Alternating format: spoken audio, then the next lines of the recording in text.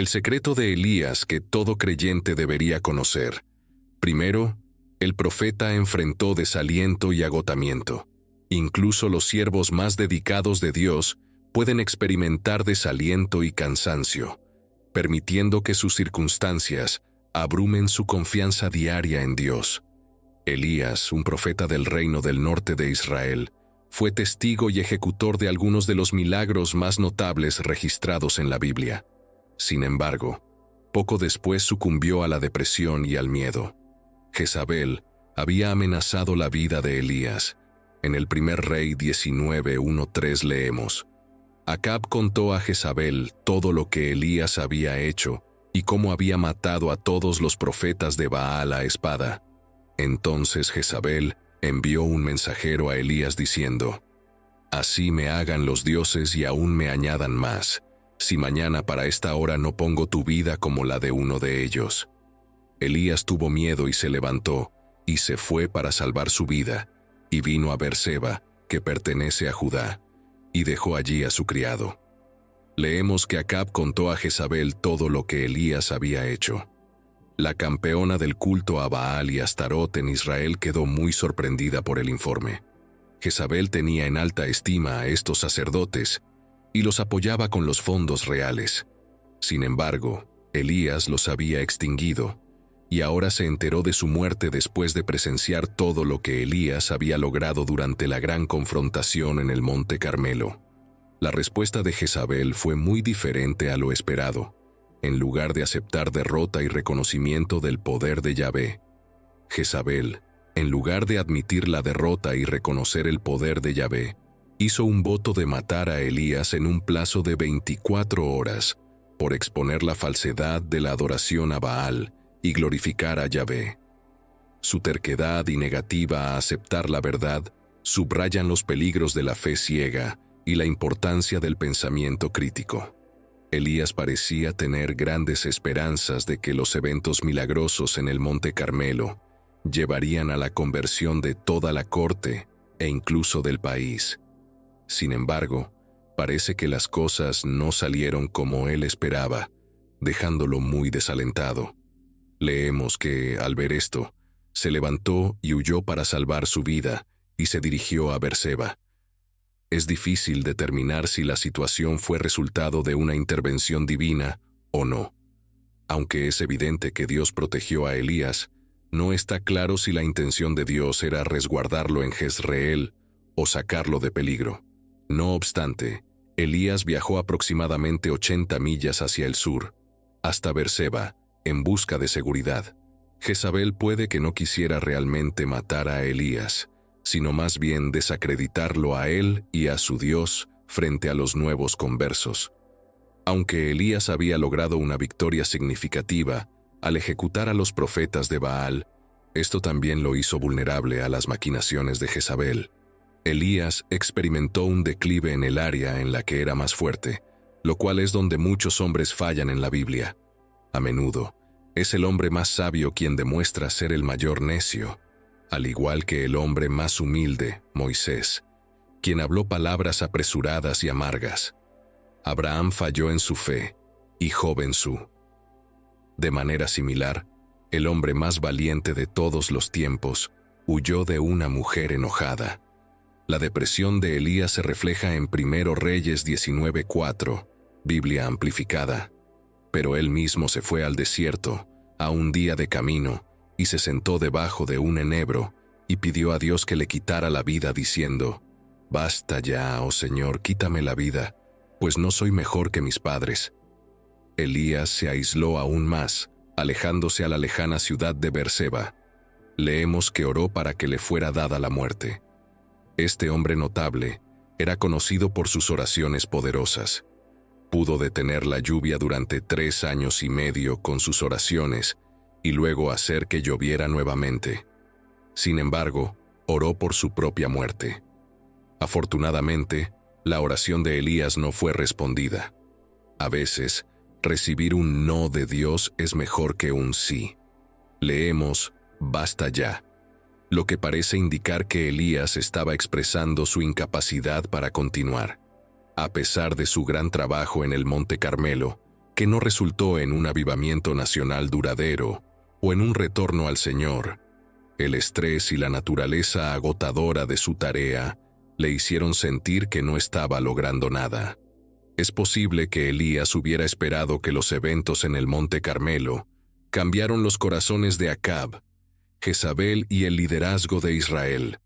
Sin embargo, Elías pudo haber olvidado que las personas a menudo eligen rechazar a Dios a pesar de la evidencia presentada. Después de examinar lo que parecía un fracaso en su trabajo, Elías inmediatamente se culpó a sí mismo por ser indigno. Creía que es una idea errónea común pensar que los profetas nunca se sienten abatidos, pero la historia de Elías muestra que incluso ellos atraviesan momentos difíciles. A menudo, se cree que el trabajo de Elías fue infructuoso debido a sus propios pecados y los pecados de sus antepasados. Afortunadamente, esa no es el fin de la historia. Cuando Dios encontró a Elías en un estado lamentable, no lo abandonó. En cambio, el Señor lo levantó, lo puso de nuevo en la batalla, le brindó valiosa ayuda en la persona del profeta Eliseo y luego lo llevó al cielo en un torbellino. Dios se ocupó de las necesidades físicas de Elías.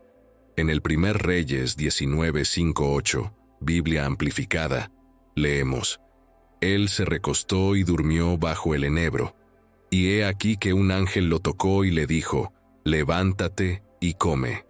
Miró, y a su cabeza había una torta cocida sobre piedras calientes y una jarra de agua. Comió y bebió, y volvió a acostarse. Entonces el ángel del Señor vino por segunda vez, lo tocó y le dijo: levántate y come, porque el camino es demasiado largo para ti sin suficiente sustento. Así que se levantó, comió y bebió, y con la fuerza de aquella comida, caminó 40 días y noches hasta Horeb, el monte de Dios. Esto fue una muestra de la misericordia de Dios hacia Elías en lo físico. Él necesitaba descanso y reabastecimiento. Dios le otorgó descanso bajo un arbusto y proporcionó alimento milagroso para su renovación. Dios primero se ocupó de las necesidades físicas de Elías, aunque no siempre es así. Las necesidades físicas son importantes, y a veces, descansar y reponerse adecuadamente puede ser la acción más espiritual que una persona pueda realizar. Hoy en día, ¿cuántas personas se encuentran bajo el enebro de Elías, deseando despojarse del pesado fardo impuesto por el Todopoderoso? Leemos que comió, bebió y se acostó de nuevo. Elías recibió repetidamente descanso y reabastecimiento del Señor, ya que una sola siesta y comida no eran suficientes. Antes de corregir su actitud errónea de temor, el Señor lo instruyó a comer, atendiendo su debilidad física. El alma necesita nutrición y el cuerpo también requiere sustento. Aunque pueda parecer trivial, descuidar estas necesidades puede ser particularmente perjudicial para un siervo de Dios deprimido. Por lo tanto, no debemos pasar por alto la importancia de la comida y el descanso para ayudar verdaderamente a quienes están en necesidad. Dios trató a su siervo Elías con gran gracia al enviarlo en un viaje de 200 millas y 40 días hasta el monte Horeb, también conocido como el monte Sinaí. En lugar de reprender o castigar a Elías, Dios le ofreció un trato amoroso y gentil, lo cual fue inesperado. Este acto de Dios permitió que Elías se recuperara de su estado espiritual sin demandas inmediatas de recuperación. Al igual que el profeta Elías, somos humanos y nos agotamos cuando nuestras mentes y cuerpos se cansan. Podemos sentirnos abrumados, sin embargo, el Dios que nos creó, como dice en el Salmo 103:14, Biblia amplificada, porque Él conoce nuestra naturaleza mortal, se recuerda de que somos solo polvo. Elías dijo que es suficiente. Las necesidades son importantes, y a veces, descansar y reponerse adecuadamente puede ser la acción más espiritual que una persona puede realizar. Hoy en día, ¿cuántas personas están en la misma situación que Elías bajo el enebro, deseando aliviar la pesada carga impuesta por el Todopoderoso? Leemos que él comió y bebió y volvió a acostarse. Elías recibió repetidamente descanso y reabastecimiento del Señor, ya que una sola siesta y comida no eran suficientes antes de corregir su actitud de miedo. Dios le ordenó comer, atendiendo su debilidad física. El alma necesita nutrición y el cuerpo también requiere sustento. Aunque pueda parecer trivial, descuidar estas necesidades puede ser particularmente perjudicial para un siervo de Dios deprimido. Por lo tanto, no debemos pasar por alto la importancia de la comida y el descanso en la verdadera ayuda a los necesitados. Dios trató a su siervo Elías con gran gracia al enviarlo en un viaje de 40 días y 200 millas al monte Horeb, también conocido como el Monte de Dios. En lugar de reprender o castigar a Elías, Dios le ofreció un trato amoroso y suave, lo cual fue inesperado. Este acto de Dios permitió a Elías recuperarse de su crisis espiritual, sin una demanda inmediata de recuperación. Al igual que el profeta Elías, somos humanos y nos agotamos cuando nuestras mentes y cuerpos se cansan. Podemos sentirnos abrumados. Sin embargo, el Dios que nos creó, Salmo 103:14, sabe nuestra naturaleza mortal y recuerda que somos solo polvo. Elías dijo que era suficiente, pero en realidad no era suficiente para él. Dios tenía más bendiciones reservadas para él, y Elías tuvo una maravillosa revelación de Dios en el monte Horeb. La vida posterior de Elías fue una de calma comunión con Dios, y nunca volvió a tener un desvanecimiento. Elías y los cuervos. El profeta bíblico Elías fue enviado para entregar una profecía al malvado rey Acab y a su esposa Jezabel. Dios había advertido que no habría rocío ni lluvia durante los próximos años. Agobiado por el mensaje de la sequía inminente, la prevalencia de la idolatría en Samaria, la ira del rey Acab y la realización de que no podía regresar a casa, Elías se desplomó al suelo, completamente exhausto. Entonces, la palabra del Señor le llegó diciendo: «Huye de aquí, y vuelve hacia el este y escóndete junto al arroyo de Kerit, que está frente al Jordán. Beberás del arroyo y he mandado a los cuervos que te den de comer allí». Así que fue y hizo conforme a la palabra del Señor. Fue y permaneció junto al arroyo de Kerit, que está frente al Jordán. Dios enseñó a Elías la importancia de una vida privada y solitaria a través de esta experiencia. Elías había ganado recientemente fama como adversario de Acab, y sus oraciones eran tan poderosas que podían provocar y detener la lluvia. Sin embargo, Dios instruyó a Elías para que se escondiera y pasara tiempo a solas con él, incluso en el apogeo de su popularidad. La palabra Kerit proviene de una raíz hebrea antigua que significa cortar o desprender. Esto implica que Dios tuvo que eliminar ciertas cosas de la vida de Elías durante ese periodo. No debería sorprendernos cuando nuestro Padre Celestial nos dice que nos alejemos del bullicio de la vida. Él puede pedirnos que busquemos consuelo en el Kerit de una habitación de enfermo, en el Kerit de sueños rotos, en el Kerit del luto o en algún otro lugar de paz donde el caos del mundo haya desaparecido. La huida al arroyo Kerit tenía como propósito enseñar a Elías a depender del Señor durante una sequía. Debía confiar en que Dios mantendría el arroyo fluyendo y aceptar el alimento de los cuervos, que eran criaturas impuras. Leemos: «He mandado a los cuervos que te den de comer allí».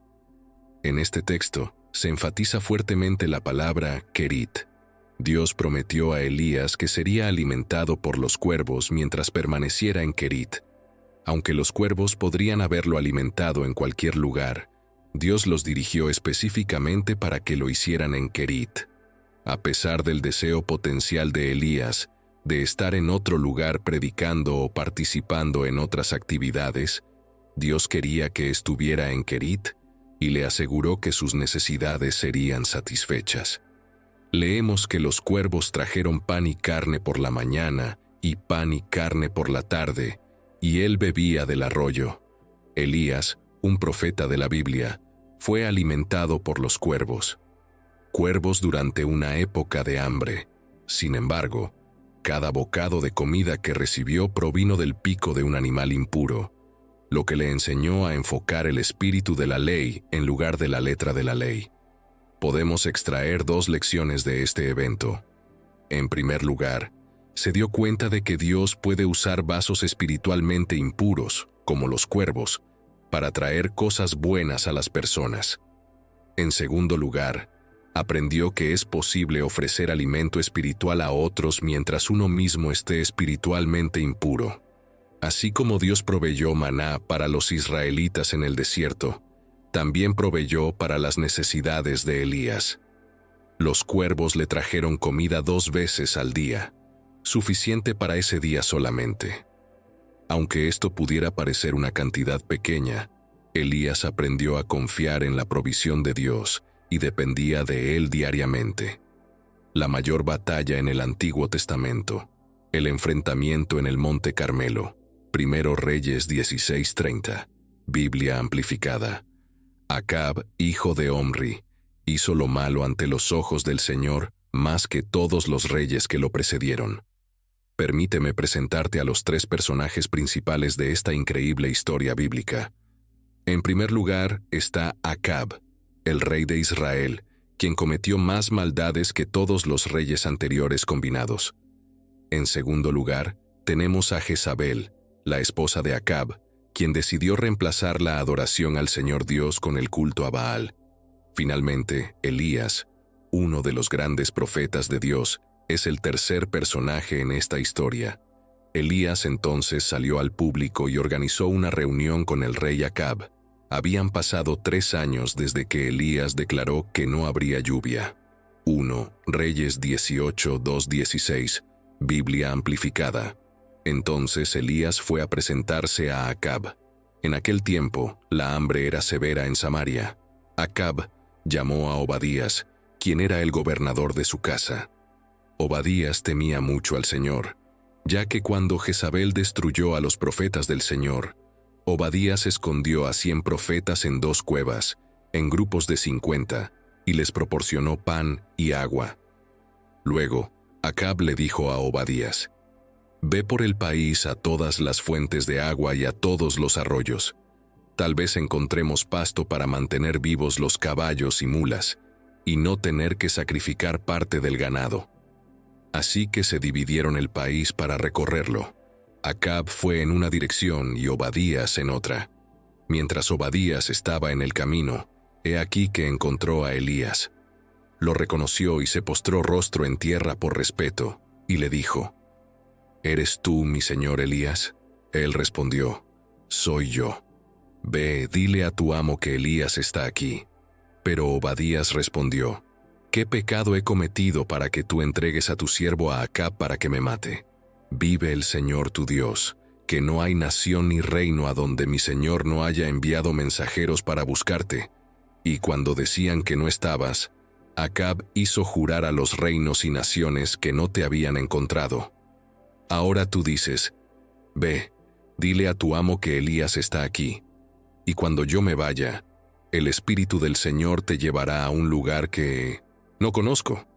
Así que cuando venga a decirle a Acab y él no te encuentre, me matará. Siervo ha temido al Señor reverentemente desde mi juventud. ¿Acaso no se le ha contado a mi señor Elías lo que hice cuando Jezabel mató a los profetas del Señor?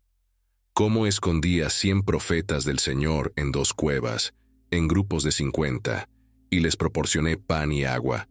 Y ahora me dices que vaya a decirle a mi amo que Elías está aquí, y él me matará». Elías respondió: «Vive el Señor de los ejércitos, en cuya presencia estoy, que hoy mismo me mostraré a Acab». Entonces Obadías fue a encontrar a Acab y le informó, y Acab fue a encontrarse con Elías. Cuando Acab vio a Elías, le dijo: «¿Eres tú el que trae calamidad sobre Israel?». El rey, aún furioso, llamó a Elías el que causa problemas en Israel. 1 Reyes 18:18, Biblia amplificada. Elías respondió: «No he traído calamidad sobre Israel, sino tú y la casa de tu padre, al abandonar los mandamientos del Señor y seguir a los Baales. Elías mantuvo la calma y respondió con confianza al rey: «Yo no soy el que está causando problemas aquí, tú eres el problemático». En el Monte Carmelo se iba a llevar a cabo un enfrentamiento entre 850 profetas de Baal y el único profeta de Dios. 1 Reyes 18, 19, 40, Biblia amplificada. Ahora, envía aviso y reúne a todo Israel en el Monte Carmelo, junto con los 450 profetas de Baal y los 400 profetas de Aserá que comen en la mesa de Jezabel. Así que Acab envió aviso a todos los israelitas y reunió a los profetas paganos en el Monte Carmelo. Elías se acercó a toda la gente y les dijo: «¿Hasta cuándo claudicaréis entre dos opiniones? Si el Señor es Dios, síganlo, pero si Baal es Dios, síganlo a él». Pero el pueblo de Israel no le respondió ni una palabra.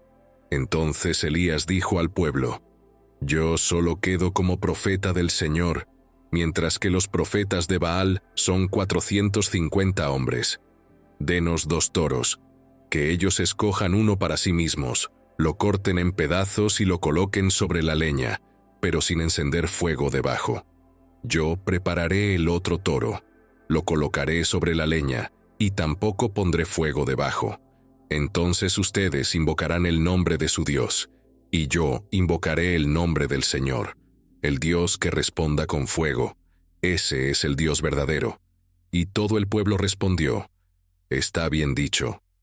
Elías dijo a los profetas de Baal: «Elijan un toro para ustedes y prepárenlo primero, ya que son muchos, e invoquen el nombre de su Dios, pero no pongan fuego debajo». Entonces tomaron el toro que les fue dado, lo prepararon e invocaron el nombre de Baal desde la mañana hasta el mediodía, diciendo: «Oh Baal, respóndenos».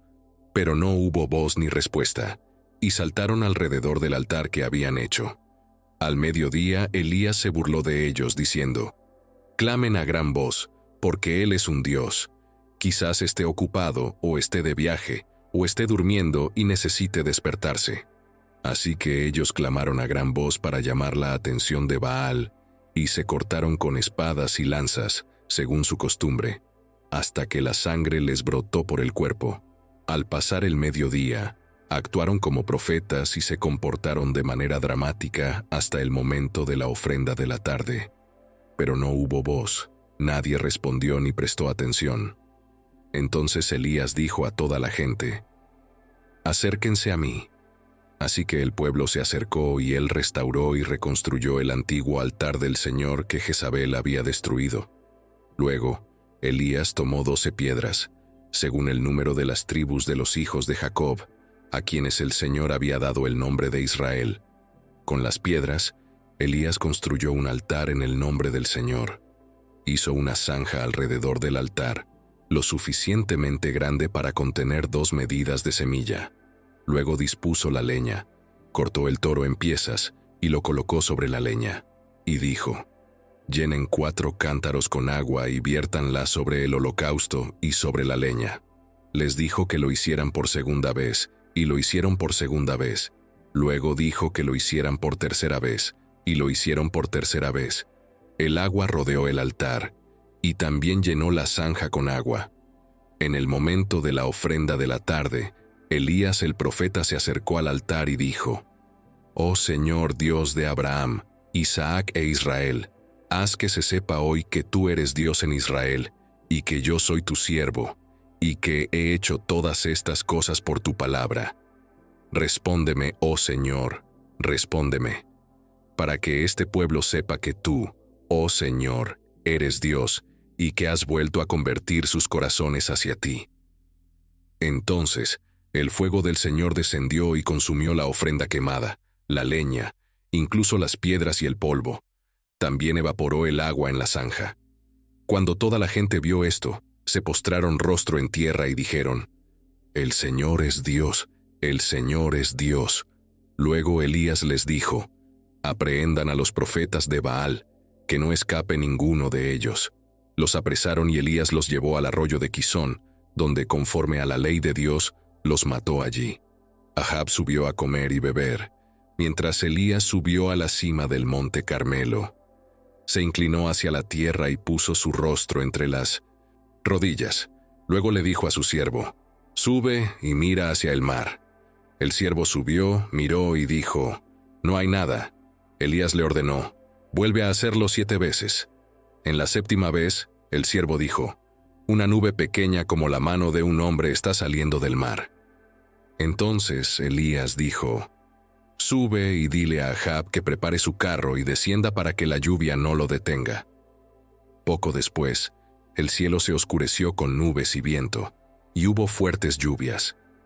Ahab subió a su carro y se dirigió hacia el interior a Jezreel. Luego, la mano del Señor vino sobre Elías, dándole fuerza sobrenatural. Se ajustó el cinturón y adelantó a Ahab, llegando a la entrada de Jezreel, casi a 20 millas. Primera de Reyes 18, 42 a 46. Después de una larga sequía, el Señor hizo llover de nuevo. Elías oró 7 veces antes de que la lluvia llegara. Comenzó a llover intensamente. Elías se empapó, pero bajó corriendo por la montaña para mostrar que Dios sigue presente y poderoso. También puedes demostrar tu fe en Dios tanto en tu vida privada como en la pública. Número 4. Uno de los mayores milagros en la Biblia. Elías era un profeta que vivió en el siglo IX durante los reinados de Acab y su hijo Ocosías en el reino del norte. Aunque no se escribió un libro en su honor, el libro de los reyes cubre una parte significativa de su vida, más que la mayoría de los reyes. A pesar de los mandamientos específicos dados a Israel para no mezclar la adoración de dioses paganos con la adoración del Dios verdadero, el rey Acab animó a los israelitas a hacerlo y dio un mal ejemplo. Esto resultó en que la idolatría se convirtiera en un problema social importante en Israel. Fue en medio de uno de los periodos más oscuros de la historia de Israel que Elías recibió una llamada de Dios. Debido a los pecados, Elías le dijo a Acab que Israel experimentaría una sequía. Elías estaba completamente exhausto y se desplomó en el suelo. El mensaje de la sequía, la idolatría de Samaria, la ira del rey Acab y la realización de que no podía regresar a casa eran demasiado para él. Sin embargo, Elías tuvo fe y decidió seguir la voluntad de Dios. Se estableció junto al arroyo de Querit. Primera de Reyes 17.7. Sucedió que, después de un tiempo, el arroyo se secó debido a la falta de lluvia en la tierra. Con el paso del tiempo, la cantidad de agua en el arroyo comenzó a disminuir. Con la persistencia de la sequía, se volvió cada vez más difícil para Elías recolectar agua. La sequía había alcanzado su punto máximo, y notó que los cuervos también estaban llevando menos comida. Mirando alrededor de su improvisado campamento, que se había convertido en su hogar, Elías sabía que pronto tendría que mudarse. Sin embargo, confiaba en que Dios lo guiaría a un nuevo lugar. Se preguntaba a dónde iría a continuación. Elías se arrodilló para orar, como solía hacer, y Dios le habló nuevamente. Dios le instruyó a viajar a Sarepta, donde una viuda se encargaría de él.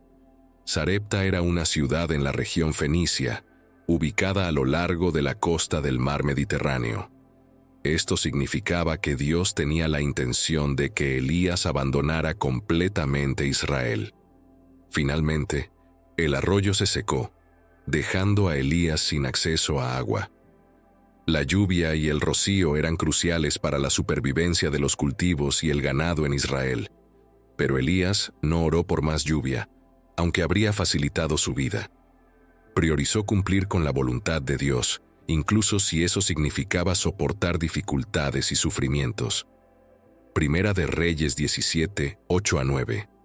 Entonces, la palabra del Señor vino a él diciendo: «Levántate, ve a Sarepta, que pertenece a Sidón, y quédate allí. He mandado a una viuda allí que te sustente». Dios guió a Elías a una ciudad gentil desde el arroyo seco, un movimiento único y desafiante para él. Dios continuó trasladando a Elías desde su hogar a Jezreel, de allí a Kerit y finalmente a Sarepta. Estos frecuentes traslados lo hicieron. Es importante destacar que Elías se encontraba en territorio enemigo, ya que la malvada reina Jezabel era originaria de esa región. A pesar de la sequía, Elías pudo demostrar el poder de Dios en un área donde la gente adoraba a Baal, pero no podía ver los resultados de su adoración. Dios le dijo a Elías: «He mandado a una viuda allí que te sustente». En tiempos antiguos, las viudas solían vivir en extrema pobreza. Eran marginadas y dependían de la bondad de su comunidad local para sobrevivir. En algunos casos, incluso se veían forzadas a la prostitución para llegar a fin de mes. Las viudas llevaban ropas que reflejaban su bajo estatus social. Viudas, huérfanos y prostitutas eran considerados la clase social más baja y a menudo enfrentaban hambre y falta de vivienda. Como resultado, las viudas vivían con el constante temor de no tener suficiente comida, ya que sus vidas diarias eran impredecibles. Dios instruyó a Elías para que fuera a una viuda gentil y recibiera provisiones de ella, aunque esperar junto a un arroyo seco podría haber parecido la opción más lógica. Cuando Jesús fue rechazado por su gente, usó el ejemplo de Elías y la viuda de Sarepta para ilustrar que Dios tiene el derecho de elegir a su pueblo. Lucas 4:24-26. Y él dijo: «De cierto os digo que ningún profeta es acepto en su propia tierra. Pero en verdad os digo que muchas viudas había en Israel en los días de Elías, cuando el cielo fue cerrado por 3 años y 6 meses, y hubo gran hambre en toda la tierra».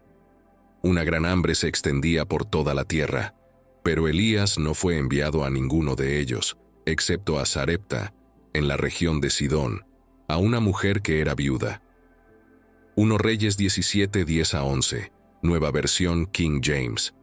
Entonces se levantó y se fue a Sarepta, y cuando llegó a la entrada de la ciudad, allí estaba una viuda recogiendo leña. Y él la llamó y le dijo: «Te ruego que me traigas un poco de agua en un vaso para que beba». Y mientras ella iba a buscarla, él la llamó y le dijo: «Te ruego que me traigas también un bocado de pan en tu mano». La mujer a la que Elías fue enviado a ayudar vivía en la pobreza, ya que estaba recolectando restos para usar como leña. Es posible que Elías hubiera esperado inicialmente ser guiado a una viuda adinerada, pero en su lugar, Dios lo llevó a una viuda gentil y pobre. Es probable que la extrema pobreza de la mujer se deba a la falta de leña, a pesar de que no había escasez de pan o madera en ese momento. Aunque fue elegida por Dios para alimentar al profeta, la viuda parecía no estar al tanto de este mandato. Este es un ejemplo de cómo el trabajo de Dios a menudo no es visible. La mujer salió esa mañana a recoger leña sin intención de recibir a un invitado. Simplemente estaba pensando en cómo alimentaría a su hijo y a ella misma con lo último de su comida. Sin embargo, Dios ya la había preparado para obedecer el mandato de alimentar a Elías cuando éste se lo dijo. 1 Reyes 17:9. Levántate, ve a Sarepta, que pertenece a Sidón, y permanece allí. He aquí, he dado orden allí a una viuda para que te sustente. Dios ordenó a una viuda que lo sustentara. Elías le pidió valientemente y con fe que le trajera un poco de agua en un vaso y un bocado de pan en su mano. Aunque las circunstancias indicaban que ella no podría ofrecer generosamente a un desconocido, esta fue una prueba extraordinaria de su fe. Se le pidió que compartiera con un extraño, a quien no conocía, para evitar que su hijo muriera. Dios eligió a la viuda no solo para realizar un milagro, sino para servir. Ella no fue escogida para ser salvada en la hambruna, sino para alimentar al profeta. Para recibir la multiplicación de la harina y el aceite, primero debía tener fe y hacer el pequeño pan. La gracia de Dios no elige a las personas para que vivan en pecado y encuentren absolución al final, ni para que sigan con sus asuntos mundanos y aún reciban una recompensa que no merecen. En cambio, La soberana gracia electiva de Dios elige a las personas para el arrepentimiento, la fe, la santidad en la vida, el servicio cristiano, el celo y la devoción. 1 Reyes 17:12. Pero ella respondió: «Vive el Señor tu Dios que no tengo pan, sino solo un puñado de harina en un barril y un poco de aceite en una tinaja. Estoy recogiendo unos palitos para ir a prepararlo para mí y para mi hijo, para que lo comamos y muramos». Su declaración de «Vive el Señor tu Dios» indicaba respeto hacia Dios, pero también reconocía que el Dios de Israel pertenecía a Elías. Elías descubrió rápidamente que la viuda no solo era pobre, sino que estaba en una situación de extrema penuria. La encontró justo cuando estaba a punto de preparar el último bocado de comida para ella y su hijo, después del cual ambos se resignarían a morir. 1 Reyes 17, 13-14, Nueva Versión Internacional. Elías le dijo: «No temas, ve y haz como has dicho, pero primero hazme un panecillo pequeño y tráemelo, y después harás para ti y para tu hijo. Porque así dice el Señor Dios de Israel: la harina de la tinaja no se acabará ni se agotará el aceite de la jarra, hasta el día en que el Señor envíe lluvia sobre la tierra». Elías le dijo que no tuviera miedo. Dios habló por primera vez a la viuda a través de Elías, quien la encontró en una situación difícil. Aunque ella tenía razones para temer, Dios quería que confiara en él en lugar de rendirse al miedo. El pedido del profeta fue muy audaz, ya que se acercó a una viuda pobre y le pidió parte de la comida que le quedaba en el cuenco, lo cual podría parecer como una solicitud deshonesta. Sin embargo, Elías pudo hacer esta solicitud audaz porque Dios le había prometido un suministro inagotable de comida para la viuda, su hijo y él mismo. Dios había asegurado que la harina y el aceite no se acabarían hasta que llegara la lluvia. 1 Reyes 17, 15-16. Ella fue y hizo como le dijo Elías, y él y su familia comieron durante muchos días. La harina de la tinaja no se agotó ni se vació la jarra de aceite, conforme a la palabra del Señor que habló por medio de Elías. La viuda realmente lo hizo. Ella dio voluntariamente a gran riesgo, basándose en su confianza en la promesa de Dios. Él y su familia comieron durante muchos días. La promesa de Dios para la viuda, su hijo y Elías se cumplió finalmente. Dios la utilizó como un medio para proveerles todas sus necesidades. La sabiduría detrás de no proporcionar toda la comida de una vez era que la viuda debía depender de Dios diariamente, lo que la ayudó a fortalecer su confianza y fe en Él. 1 Reyes 17, 17-18, Nueva Versión Internacional. Después de estos sucesos, el hijo de la mujer que era dueña de la casa se enfermó, y su enfermedad fue tan grave que ya no quedó aliento en él. Ella dijo a Elías: «¿Qué tengo yo que ver contigo, hombre de Dios? Has venido a mí para recordar mi pecado y matar a mi hijo». Podemos imaginar cuán felices deben haber sido los días para el hogar de la viuda, cuando experimentaron el continuo milagro de Dios que suplía todas sus necesidades. Sin embargo, estos tiempos felices eventualmente se vieron ensombrecidos por una nube de tristeza cuando el hijo de la viuda se enfermó y falleció. Ella ya estaba sufriendo por la pérdida de su esposo, y la muerte de su hijo aumentó su dolor. No solo experimentó el sufrimiento que cualquier madre siente al perder un hijo, sino también el dolor de alguien que había perdido la única esperanza que tenía para el futuro. Se esperaba que su hijo creciera para tener éxito y la sustentara cuando ella envejeciera. 1 Reyes 17, 19-20. Nueva Versión Internacional. Elías le dijo: «Dame a tu hijo». Luego lo tomó de sus brazos y lo llevó a la habitación alta donde se alojaba, y lo colocó en su propia cama. Después clamó al Señor: «Oh Señor Dios mío, también has traído desgracia a la viuda con la que estoy alojado, matando a su hijo». Elías tomó al niño de sus brazos. Este detalle vívido muestra que la viuda sostenía al niño muerto con fuerza. La habitación alta, donde se encontraba, normalmente se refiere a un refugio o sala construida temporalmente en el tejado y accesible desde el exterior de la casa. Tales estructuras son comunes en el Oriente Medio. Elías tenía una relación cercana con Dios y oraba con todo su corazón. Durante una de sus oraciones, pidió a Dios que aclarara un evento trágico que parecía estar más allá de la explicación y la redención. Dado que creía que Dios lo había guiado a la viuda, le pidió ayuda para resolver la situación. Se estiró sobre el niño 3 veces y clamó al Señor diciendo: «Oh Señor mi Dios, te ruego que devuelvas el alma de este niño». Entonces el Señor escuchó la voz de Elías, y el alma del niño volvió a él y revivió. Elías tomó al niño y lo llevó de vuelta a la casa, entregándolo a su madre, y le dijo: «Mira, tu hijo vive». La mujer respondió a Elías: «Ahora sé que eres un hombre de Dios y que la palabra del Señor en tu boca es la verdad». Esta fue una forma de oración poco común, pero Elías no tenía precedentes. No fue por la técnica de oración, sino por su fe que Dios respondió a esta oración.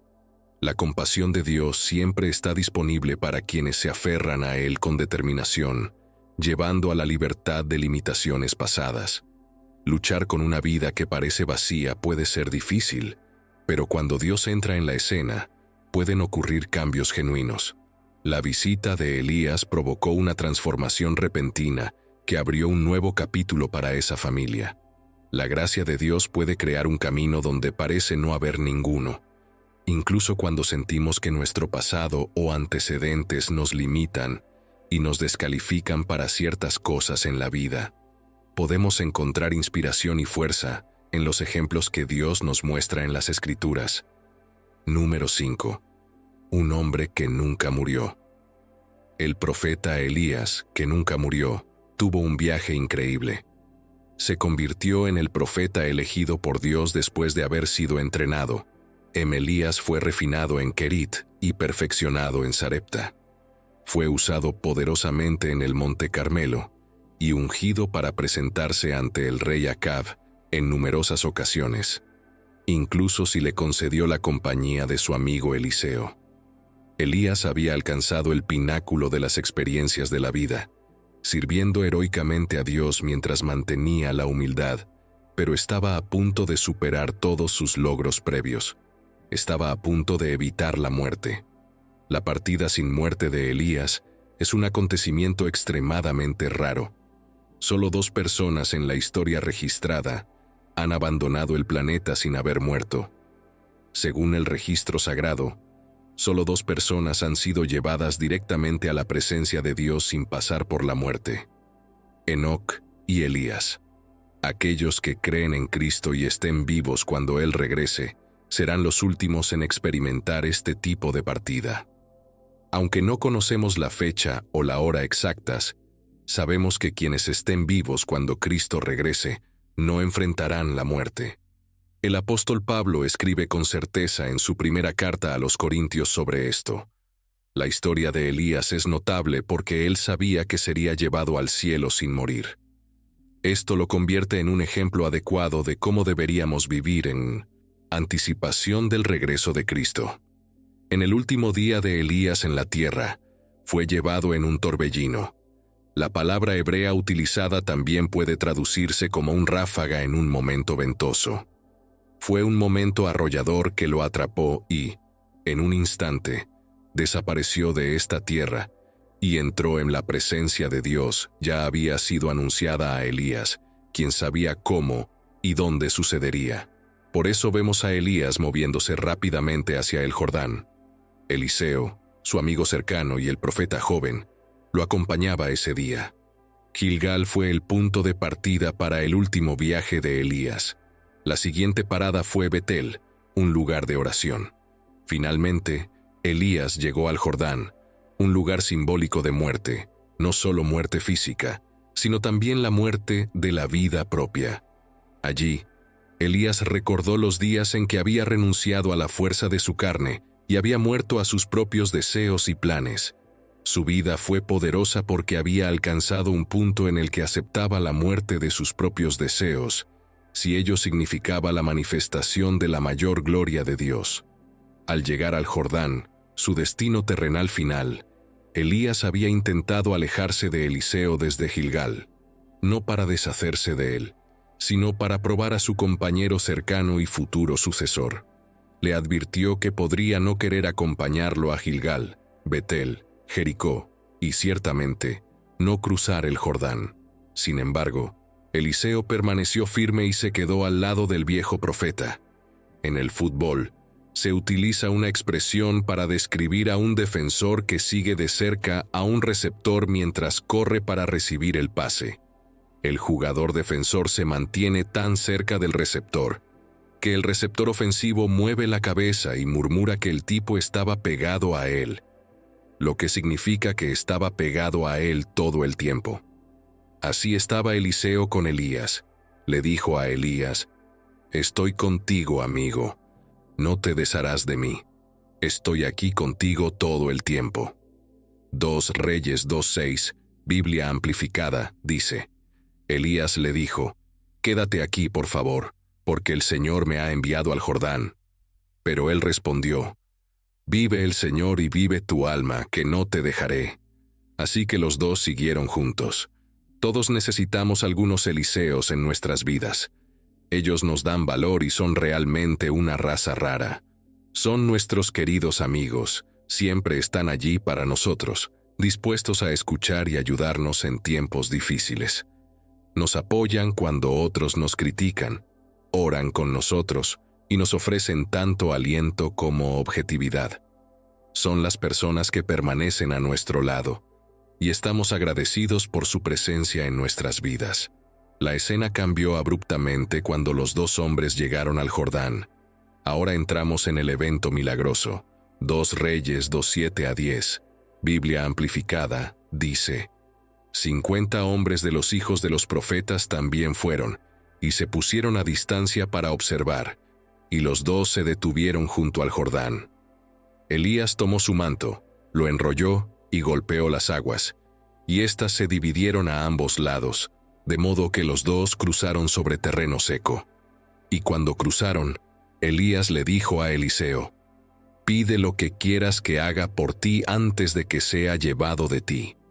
Eliseo respondió: «Por favor, déjame tener una porción doble de tu espíritu». «Una doble porción de tu espíritu sea sobre mí», pidió Elías. Elías respondió: «Has pedido algo difícil, sin embargo, si me ves cuando sea quitado de ti, te será hecho así, pero si no, no será así». En esta historia, las aguas del río Jordán se dividieron, permitiendo que Elías y Eliseo cruzaran sobre tierra seca, de manera similar a como el Mar Rojo se partió siglos antes para Moisés y los hijos de Israel. Luego, Elías le preguntó a Eliseo si tenía alguna solicitud antes de partir de este mundo. Eliseo pidió una doble porción del espíritu de Elías para tener el doble de poder. Aunque sorprendido, Elías concedió la petición, advirtiendo a Eliseo que recibiría lo solicitado solo si lo veía cuando fuera llevado. Determinado a no perder de vista a Elías, Eliseo pronto lo vio ser llevado, y así recibió la doble porción del espíritu de Elías. Esta historia nos enseña que no debemos temer pedirle a Dios cosas grandes y tener una visión que supere nuestra mentalidad limitada. 2 Reyes 2:11, Biblia amplificada. Mientras continuaban hablando, he aquí que un carro de fuego con caballos de fuego apareció repentinamente, y separó a los dos, y Elías subió al cielo en un torbellino. Número 6. Elías se encontró con Jesús y Moisés. La transfiguración de Jesús fue uno de los eventos más increíbles en la palabra de Dios. Fue la glorificación del cuerpo humano de Jesús. Su cuerpo experimentó un cambio de forma. El evento tuvo lugar después de que Jesús revelara quién era verdaderamente, después de confirmar su identidad. Identidad a sus discípulos, Jesús describió su misión. Les dijo que debía ir a Jerusalén, sufrir a manos de los líderes religiosos, ser asesinado y resucitar al tercer día. En otras palabras, Jesús resumió la base del Evangelio. Mateo 17, 1-2, Nueva Versión Reina Valera. 6 días después Jesús tomó a Pedro, a Jacobo y a Juan su hermano, y los llevó aparte a un monte alto, y se transfiguró delante de ellos. Su rostro resplandeció como el sol, y sus vestidos se hicieron blancos como la luz. Pedro describió un evento en el que la ropa de Jesús se volvió más brillante de lo que cualquier agente blanqueador en la tierra podría lograr.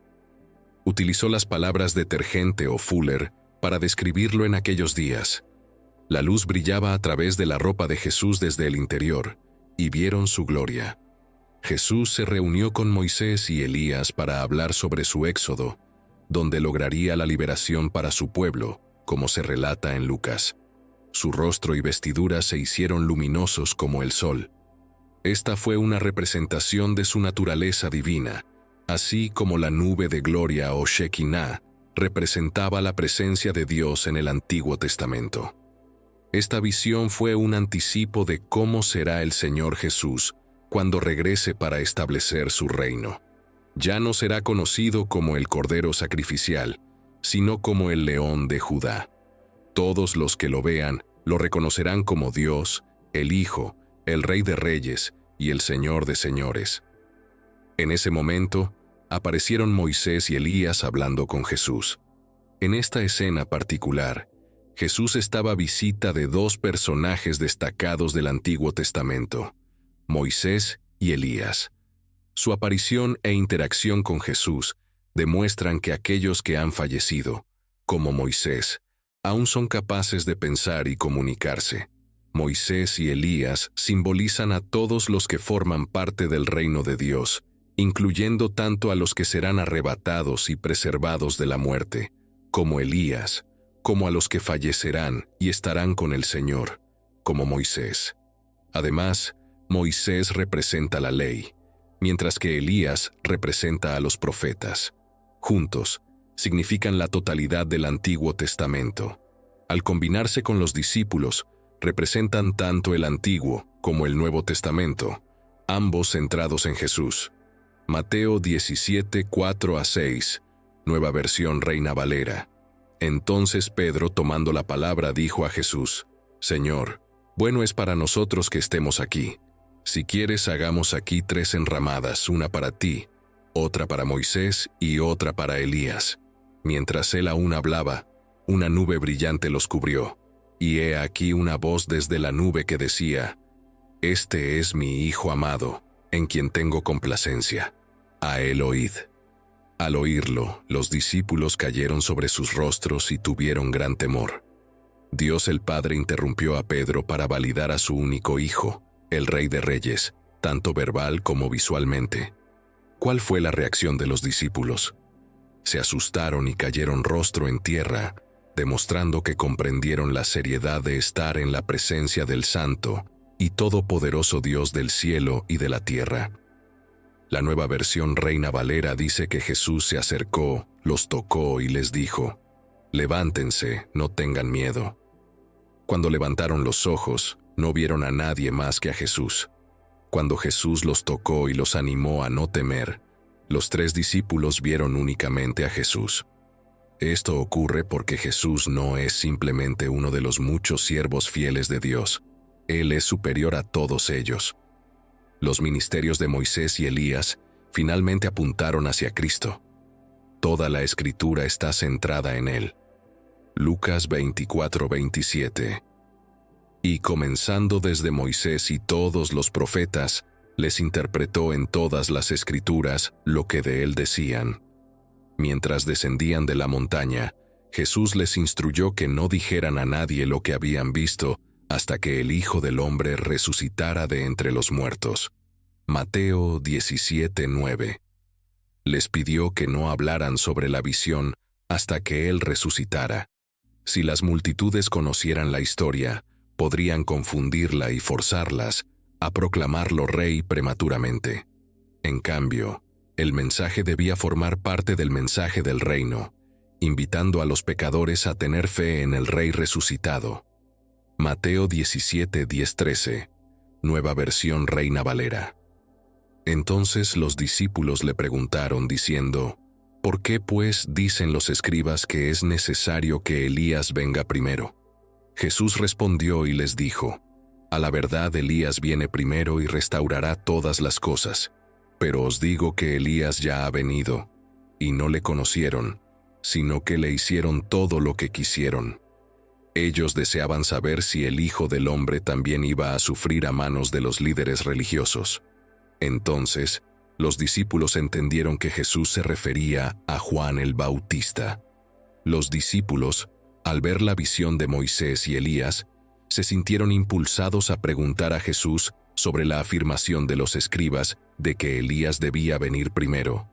Jesús aclaró que Elías ya había venido, como les había dicho antes que Juan el Bautista era el Elías que había de venir.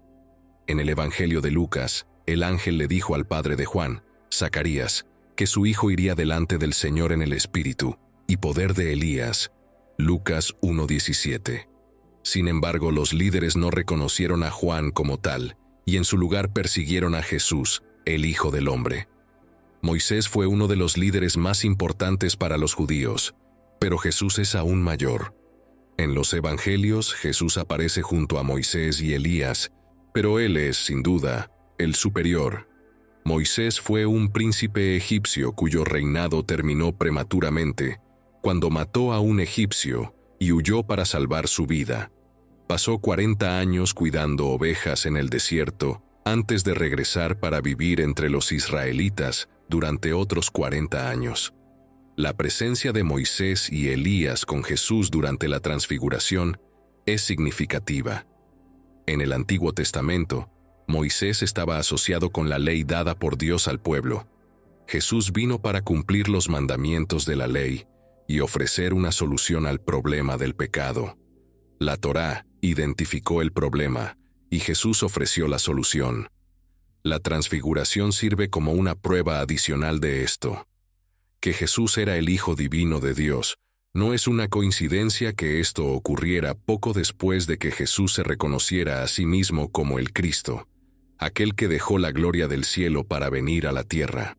Ahora, 3 de sus discípulos tuvieron un vistazo de su gloria. Elías, una figura prominente en el Antiguo Testamento y un gran profeta, apareció junto a Moisés en el monte de la Transfiguración, testificando que Jesús había cumplido tanto la ley como los profetas.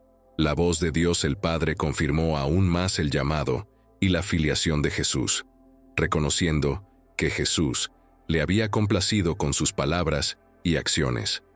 Al considerar los numerosos individuos y grupos involucrados, se revela un maravilloso panorama del reino inminente de Jesús. Número 7. Los 2 testigos. La descripción de 2 personas que asistirán en la realización de la obra que Dios les ha encomendado durante el tiempo de la tribulación se encuentra en Apocalipsis 11:3-12. Apocalipsis 11:3-5. Nueva Versión Reina Valera. Y daré poder a mis 2 testigos, y profetizarán por 1260 días, vestidos de cilicio. Estos son los 2 olivos y los 2 candeleros que están delante del Dios de la tierra. Y si alguno quisiera dañarlos, de su boca sale fuego y devora a sus enemigos. Y si alguno quisiera hacerles daño, debe morir de esta manera. Al comienzo de la era de la Iglesia, Juan en Patmos es el profeta. Al final, habrá 2 testigos que profetizarán en el reino de Jerusalén. Apocalipsis 10:11, Nueva Versión Reina Valera. Y me dijo, es necesario que profetices otra vez sobre muchos pueblos, naciones, lenguas y reyes. Este versículo introduce 2 personajes más interesantes de Apocalipsis, los 2 testigos. La naturaleza de su ministerio es profética, como lo demuestra el hecho de que profetizarán, predicarán y mostrarán arrepentimiento, como se evidencia por el uso del saco. Tienen un ministerio efectivo, ya que se les dará poder para servir con tal autoridad que podrán testificar durante 1260 días, a pesar de la oposición mundial. Dios ha dado a los dos testigos una protección especial, similar a la que tuvo Elías. Todos los sustantivos que se usan para referirse a los dos testigos en este pasaje son masculinos, lo que indica que se trata de dos hombres. Los dos testigos en el libro de Apocalipsis tendrán poderes milagrosos que acompañarán su mensaje, y nadie podrá detener su trabajo. Apocalipsis 11:6, Nueva Versión Reina Valera. Estos tienen poder para cerrar el cielo, para que no llueva en los días de su profecía, y tienen poder sobre las aguas para convertirlas en sangre, y para herir la tierra con toda plaga cuantas veces deseen. Los dos testigos tendrán un poder milagroso, pero serán asesinados cuando termine su testimonio. El mundo perverso se regocijará, permitiendo que los cuerpos de los caídos permanezcan. Profetas para yacer en las calles. Apocalipsis 11, 7-10, Nueva Versión Reina Valera. Cuando hayan terminado su testimonio, la bestia que sube del abismo hará guerra contra ellos, los vencerá y los matará. Y sus cuerpos muertos estarán en la calle de la gran ciudad, que en sentido espiritual se llama Sodoma y Egipto, donde también nuestro Señor fue crucificado. Y los de los pueblos, tribus, lenguas y naciones verán sus cuerpos muertos durante 3 días y medio, y no permitirán que sus cuerpos sean puestos en sepulcros. Y los habitantes de la tierra se regocijarán sobre ellos, se alegrarán y se enviarán regalos unos a otros, porque estos dos profetas habían atormentado a los que habitan en la tierra. Sus cuerpos estarán en las calles por poco más de 3 días, mientras que las masas internacionales, atormentadas en su conciencia por sus mensajes, se regocijarán y celebrarán su eliminación. Cuando los dos profetas sean resucitados ante la vista de todos, el alivio se transformará en terror. Su ascensión será provocada por una voz fuerte desde el cielo que dirá: «Suban acá». La resurrección de los dos testigos será una señal de que la tierra no era digna de ellos, por lo que Dios simplemente los llamó y ascendieron al cielo en una nube. La tierra no era digna de estos dos testigos, por lo que Dios los llevó a casa y ascendieron al cielo en una nube. Es evidente que las masas siempre fallan en escuchar a los profetas de Dios. Existen 3 teorías principales sobre la identidad de los dos testigos. La primera teoría es que los testigos podrían ser Moisés y Elías, ya que Juan hace referencias específicas a los milagros que estos testigos realizarán. Muchas personas creen que Moisés y Elías podrían ser los dos testigos, debido a que Moisés realizó más milagros que Abraham, Isaac y Jacob juntos, con varios milagros ocurriendo uno tras otro mientras Dios intercedía por su pueblo. Los testigos tendrán el poder de convertir el agua en sangre, replicando uno de los milagros más famosos de Moisés. Además, apoya esta teoría el hecho de que Moisés y Elías aparecieron junto a Jesús en la Transfiguración. Algunos creen que Elías es uno de los testigos, porque su ministerio parece similar al de estos dos testigos. Santiago 5:17-18, versión amplificada. Elías era un hombre con una naturaleza como la nuestra, con las mismas limitaciones físicas, mentales y espirituales, y oró intensamente para que no lloviera, y no llovió sobre la tierra durante 3 años y 6 meses. Luego, oró nuevamente, y el cielo dio lluvia, y la tierra produjo sus frutos como de costumbre. Además, la tradición judía anticipa el regreso de Moisés y Elías, basándose en la predicción de la venida de Elías en Malaquías 4:5, así como en la promesa de Dios de levantar un profeta como Moisés, lo que algunos judíos interpretan como necesario para el regreso de Moisés. La segunda teoría es que los testigos podrían ser Enoc y Elías, debido a los eventos extraordinarios que rodean sus muertes. Enoc y Elías son a menudo considerados como potenciales candidatos para los dos testigos. Según lo que entendemos, Dios solo ha llevado directamente al cielo a 2 personas, sin que antes hayan pasado por el proceso de morir. El pasaje en Hebreos 9:27, que afirma que está destinado a todos los hombres morir una vez, es citado por los defensores de esta perspectiva. Parecería que el hecho de que Enoc y Elías aún no hayan muerto califica a ambos para el papel de los dos testigos, quienes serán ejecutados una vez que hayan completado sus respectivas misiones. Dado que ni Enoc ni Elías murieron de manera natural, sino que fueron llevados al cielo, y Hebreos 9:27 dice que está designado para los hombres morir una vez, algunos creen que los dos testigos deben ser Enoc y Elías. Razonan que, dado que está establecido que los hombres mueren una vez, Enoc y Elías deben regresar a la tierra para morir allí. Esta interpretación de Hebreos 9:27 es incorrecta, ya que el versículo establece un principio en lugar de una ley absoluta e inmutable. Por ejemplo, Lázaro y otros fueron resucitados de entre los muertos y aparentemente murieron 2 veces. Pero esto no refuta Hebreos 9:27.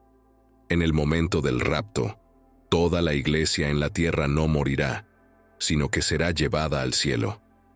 Hebreos 9:27 es un principio, y hay algunas excepciones notables que, en última instancia, sirven para confirmar el principio en lugar de negarlo. Puede haber buenas razones para considerar a Enoc y Elías como los dos testigos, pero el principio de Hebreos 9:27 no es una de ellas. De ellos, además, tanto Enoc como Elías fueron profetas que anunciaron el juicio de Dios. Primero de Reyes 17. Entonces Elías, el tisbita, de los moradores de Galaad, dijo a Acab: «Vive Jehová, Dios de Israel, en cuya presencia estoy, que no habrá lluvia ni rocío estos años, sino por mi palabra». Hebreos 9:27. Y de la manera que está establecido para los hombres que mueran una sola vez, y después de esto, el juicio. Judas 1:14. De estos también profetizó Enoc, séptimo desde Adán, diciendo: «He aquí, vino el Señor con sus santas decenas de millares». La tercera teoría, debido a la falta de detalles en Apocalipsis 11, considera que 2 individuos no identificados podrían ser candidatos para el papel de los dos testigos. Las Escrituras no proporcionan una lista de nombres para los dos testigos, y ninguna persona famosa es mencionada en relación con su aparición. Es completamente posible que Dios elija a 2 creyentes considerados ordinarios y los capacite para realizar los mismos signos y milagros que hicieron Moisés y Elías. No hay nada en Apocalipsis 11 que nos obligue a asumir una identidad famosa para los 2 testigos. Hay un capítulo intrigante en Zacarías 4 que nos ofrece un modelo para los 2 testigos mencionados en Apocalipsis.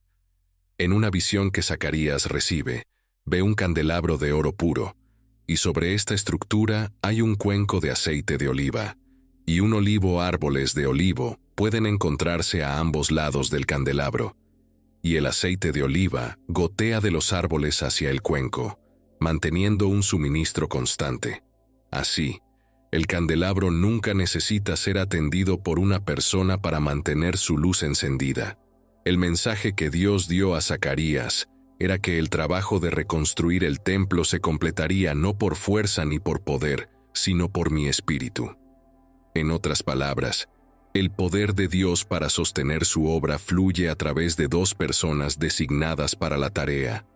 Estos 2 individuos son Josué, el actual sumo sacerdote, y Zorobabel, el gobernador de Judá en el contexto de Zacarías. Así como el Mesías combinaría los cargos de sacerdote y rey, podemos ver un presagio de Jesucristo aquí. Entonces, ¿quiénes son los 2 testigos de Apocalipsis?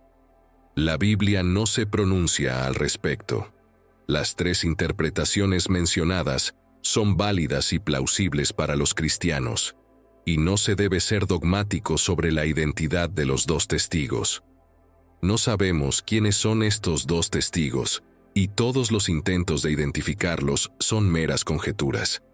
Debemos esperar y ver quiénes son, pero lo que hagan y lo que les suceda son aspectos importantes.